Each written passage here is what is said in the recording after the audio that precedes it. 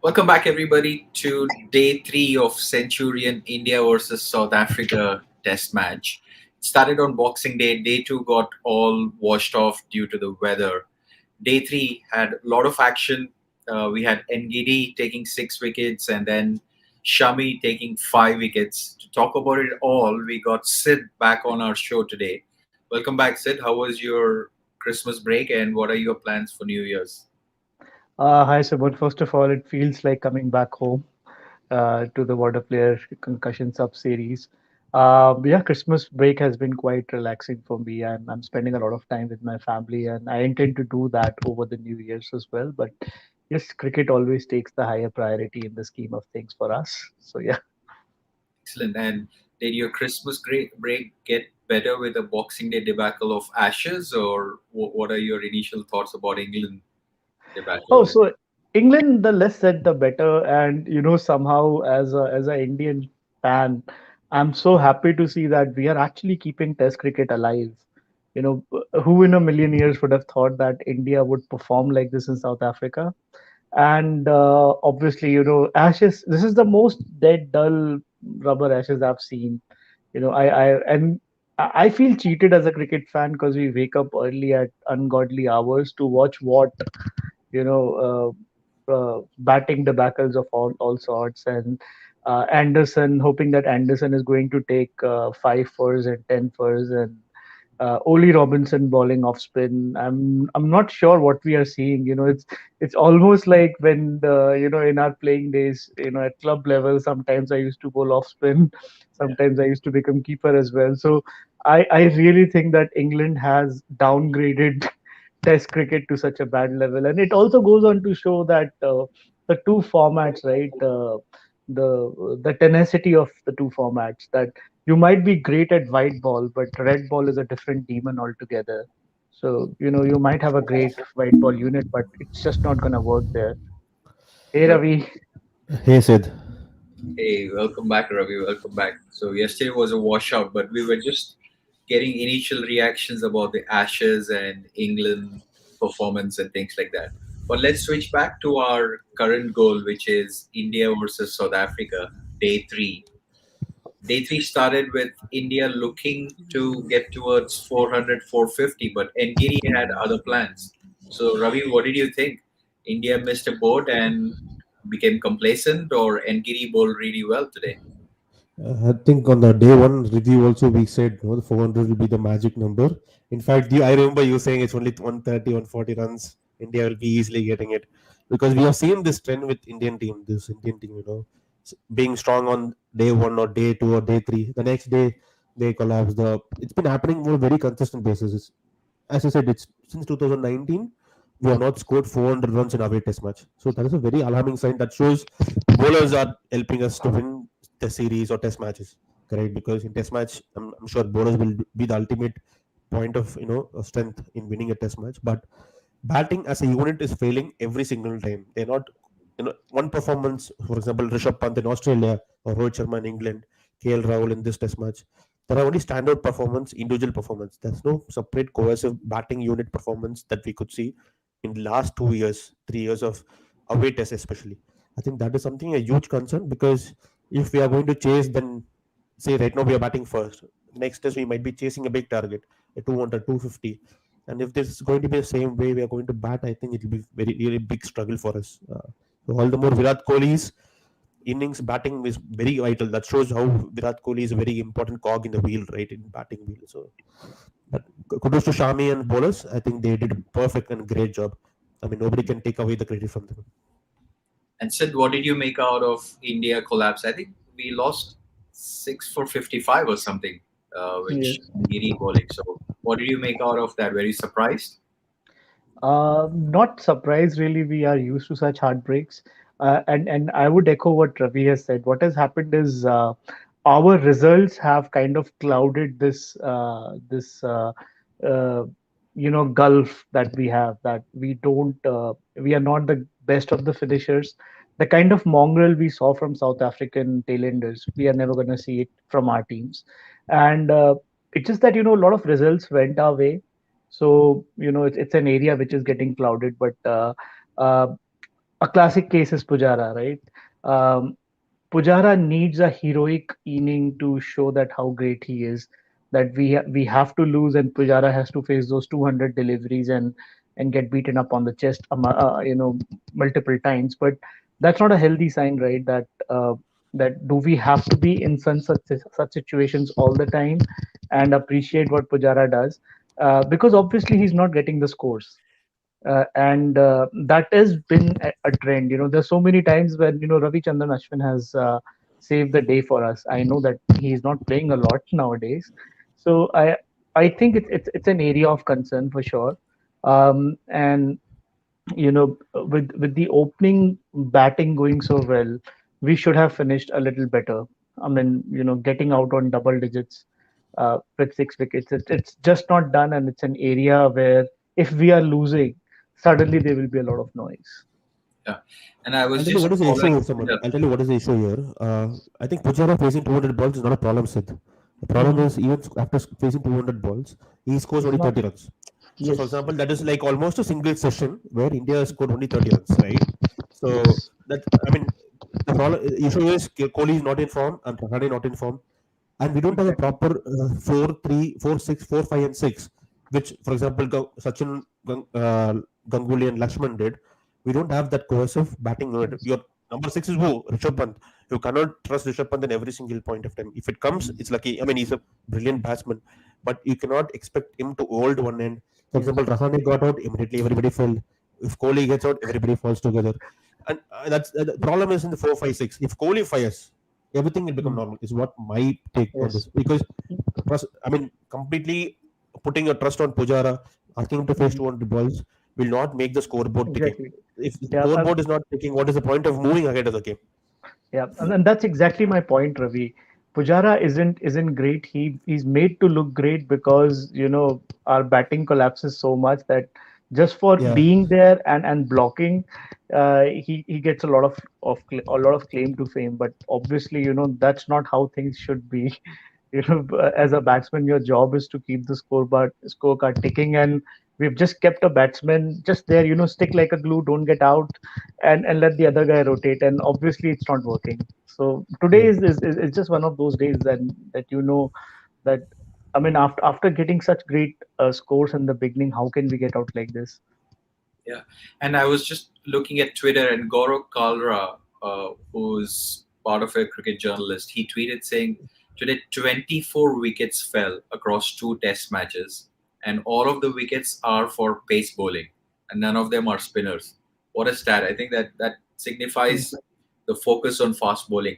But having said that, look, India had a rough start in Centurion, but Mhm. then got on with South Africa and bowled them out for 197, which is fantastic performance by our bowling, especially Mohammed Shami, who we nobody ever gave him a chance in this Test match, but he came up with a fifer. So, any thoughts, Ravi, about bowling performance, especially for Mohammed Shami? I think we are blessed right now to see the Indian fast bowlers performing like this.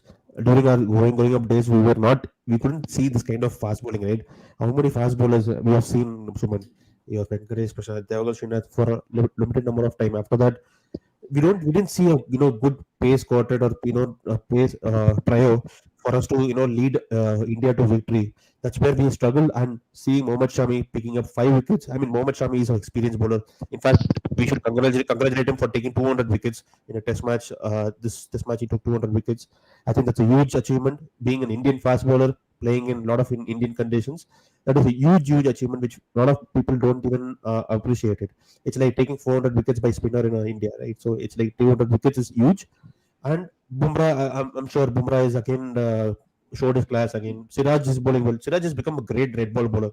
His white ball bowling, I'm sure it's very limited, but red ball, I think he's rocking. And Shardul Thakur, again, Shardul Thakur, he chips up with us, quick wickets where nobody thought he would take the wickets. That's where he takes the wickets. I think Shardul Thakur is another important addition. Remember, we have Umesh Yadav, Vishal Sharma in the back. The pace battery is way too strong, and a lot of youngsters are coming up with it. I'm sure this is going to much more flourish. I think one thing we have to credit Kohli is backing the fast bowlers. I think fast bowling is something which he concentrated, and a lot of effort has been put behind by the supporters. We should definitely appreciate it. And Shami, no, no, I think this series, I think Shami is going to lick already. He's licking his fingers on how many wickets he's going to take. So I think Shami and Bumrah are going to enjoy this series. Yeah. And what about your thoughts, Sid, about Shami and his performance? I went before I move on to Shami. Ravi just took me down memory lane during my school days. I remember we had Doda Ganesh and Neil Johnson, likes of them going to South Africa and getting hammered Abhay Kuruvilla, by Abhay Kuruvilla, Kuruvilla. and I remember, Srinath toiling it out, and Yeah, I used to feel pity for him that, this is a poor guy, he's just bowling so many overs, yeah, and to see that now we have a quadrate. It's almost like the horseman to the apocalypse, and that's what yeah, we have now. And Shami, I know he's jokingly called Lala, but ever since he has worked on his fitness, what a transformation, and absolutely. such a personal. I mean, his story as a person. I think he's somebody who takes it out on the field, you know, and he does it so well day in day out. And somehow I feel, when I saw Bumrah getting injured, I actually exclaimed, "Ouch!" And then he came back and he was bowling his bouncers, and Yeah, and Shami has been such a class act. Had he debuted a little early, I think we were probably looking at, more wickets to the tally, and he has done it in 103 matches, which yeah. is even more surprising. It's a very low number of matches for 200 wickets, and despite the fact that, he has bowled in pitches which are not fast bowler friendly. So kudos to Shami, and with the overwork that, franchise cricket puts on them, they have managed to do it really well. Yeah, only fifth Indian fast bowler to cross 200 wickets. Fantastic. And it is a dream bowling lineup, like Syed mentions about India. Question, was Bumrah's injury a blessing in disguise for Siraj and Shami? Will it have any impact to the India's chances? No, I don't think so. I don't think so. It was a very serious injury. If Yeah, it he was actually very bowled serious, I well don't this think so. time. He would have not come back and bowled that couple of overs also. And, because I think I could see only the ankle twisting. Ankle twist is a very normal thing. I think for these guys, with respect to right now, all the technology and all those things they have, I think that should be able to. We should be able to do it. Even if Bumrah gets injured, Suman, see, we have plenty of choices, right? For example, we have Ishan Sharma, Umesh Yadav waiting in the ranks to come.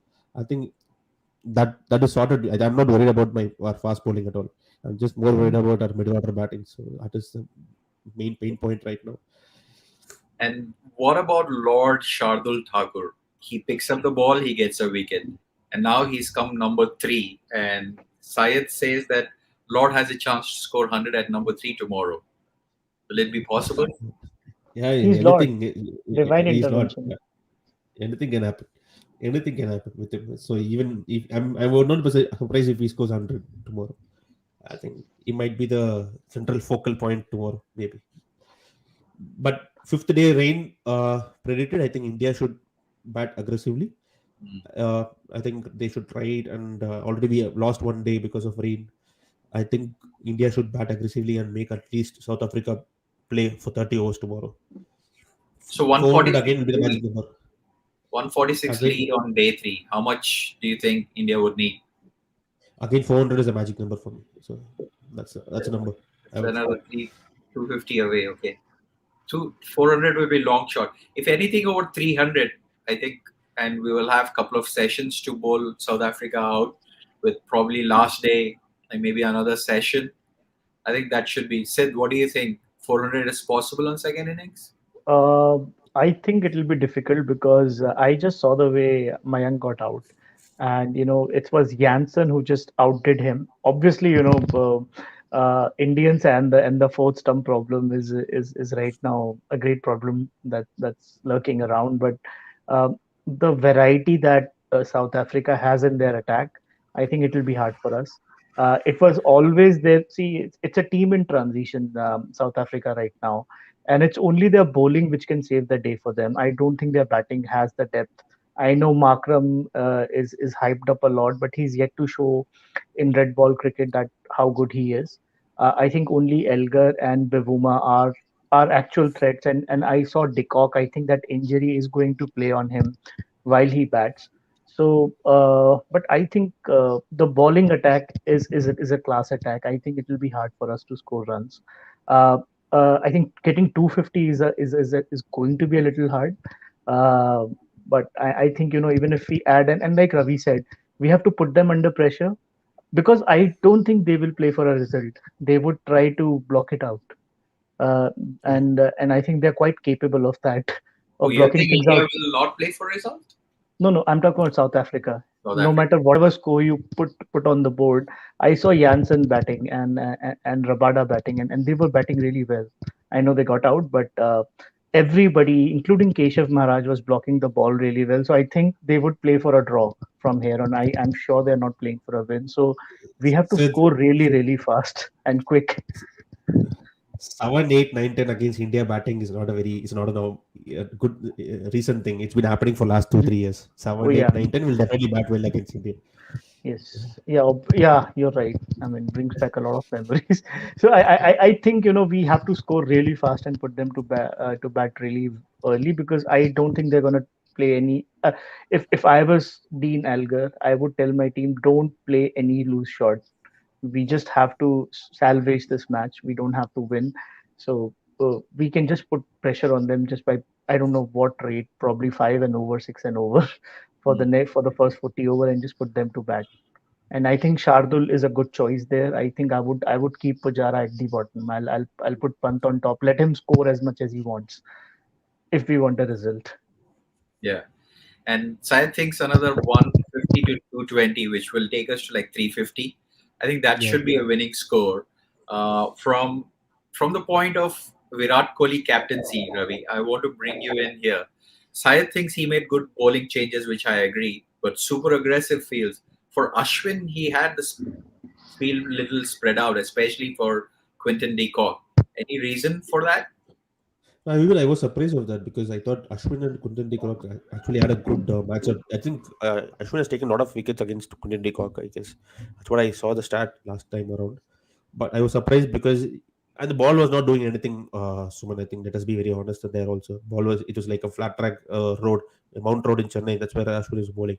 So I don't think so. It was doing anything, but maybe he could have kept much more tighter field where they could have invited Quinton de Kock to go aggressive over the fence. But I'm sure with the way the match was there, I didn't expect Quinton de Kock to go for big shots. That's where I think Kohli missed the trick. He should have kept aggressive field for Ashwin also. Maybe Ashwin could have also gained some confidence out of it. But Yeah, yeah, I mean Kohli's captaincy and field setting needs separate algorithm altogether to be developed. So we don't cannot understand something like this. hmm. And so Coimbatore Krishnan sir is coming in and he gives pretty good summary of the game. 280, 300 will be sufficient target. India have the advantage and will be going all out for a win, which is consistent with what you're mentioning. So day three, even though India started poorly in the batting, do you think it is honors India for day three? Uh, Sorry, I'm having some difficulties listening, but I just wanted to make sure you wanted to check that on day three that we started poorly, and can we still get a score of 200 on the board? Uh, 280. Yeah, I absolutely think that's possible, but I think that Kohli, just like he was smart with his bowling changes, I think he has to shuffle the batting order a fair bit and ensure that whatever IPL experience we have, we put it to the fore because these guys are going to come at you. I mean, you look at Janssen, you're looking at. I remember Stephen Finn in his prime. That's what he reminded me of. So they're not going to let you score easy, for sure. Yeah, And with the likes of Rabada, I know he's not in rhythm, but it's a matter of one good over when he gets it. So you need somebody who can negate their bowling, who can go two steps ahead and hit some shots. So it's absolutely possible, but I think we'll have to shuffle the batting order a bit. I definitely. think Suman. I think one thing is I think tomorrow first session at least first hour. I don't think so. India is going to go aggressive. If India loses quick wickets, say imagine they get all out by another 70 runs, like what happened today. South Africa is going to chase only 220 runs. And 220 runs with 2 days to go, South Africa can do it that way also. So all the more India has to bat defensively the first session, at least the first hour of the first session, then take the game how it goes. They cannot go all out in the first session because we don't have much lead. If India had scored 146 only we have, and say if we get out by another 60, 70 runs, you're looking at 210, 220. Still, Mhm. South Africa would get a chance. I think India has to be very cautious in the first hour, at least tomorrow. Okay. Last question, but very important. Ravi Ashwin went wicketless. He's being pretty ineffective on a fast bowling pitch. Will he make an impact in second innings? Uh, Good question. I think the pitch in Centurion does not support fast spin bowlers at all. Suman, let us be very honest. And if there is any kind of dry, and all the more with rain happening, lot of moisture and all of the pitch is not dry also. I don't see Ashwin troubling with respect to spin as such. Maybe with his variation, maybe with lot of the carom balls or all those things, he might get a couple of wickets. I don't see him taking more than 2 3 wickets in second innings. No, 2 3 wickets would be very surprising one for me. Is it fast bowlers or spinner Ashwin coming into play or Maharaj? I think the way the conditions are is it will be a fast bowler match. Unless they change too much, because the wicket doesn't have a lot of cracks or anything like that. Yeah, We also saw Maharaj struggling, and I don't think we should judge Ashwin by how he performs in one match. It's not even a bad day at the office. It's a pitch where he actually didn't have much to do. When already 8 wickets are taken so fast, like what more can Ashwin do? So it's one of those days where, and I know I have a soft spot for Ashwin, so I will always give him that. But I feel that I don't think the pitch has a lot for the spinners. But I know Ashwin is a very inventive bowler. I think he'll find a way to take wickets. But I doubt that he will come to that point, because with Siraj bowling so well, with Shami bowling so well, with Bumrah bowling so well, I doubt that things are gonna even come to Ashwin's level. Yeah, but really, really intriguing day three at Centurion. We saw wickets, we saw runs, we saw records. South Africa will be slightly unhappy going into day four. They have 9 wickets to topple. India will feel much, much comfortable, 146 runs ahead. And even if they get another 200 runs, this seems like game definitely India. So hopefully, weather permitting, should be a good test match. Day five, Ravi, as you mentioned, I think there is rain prediction, but hopefully tomorrow we get full day. And if we do get full day by end of tomorrow, I think we will know where the test match is heading. Thanks very much, Ravi, for joining back again on day three. Sid, thanks for making time during your break. And hopefully Okay. tomorrow should be a good test match day. Enjoy it. And thanks for watching. And Syed and CKM sir, thanks for engaging on the comments. See you later and see you tomorrow. See you. Thanks, Bye. thank guys. you. Good night. Good night.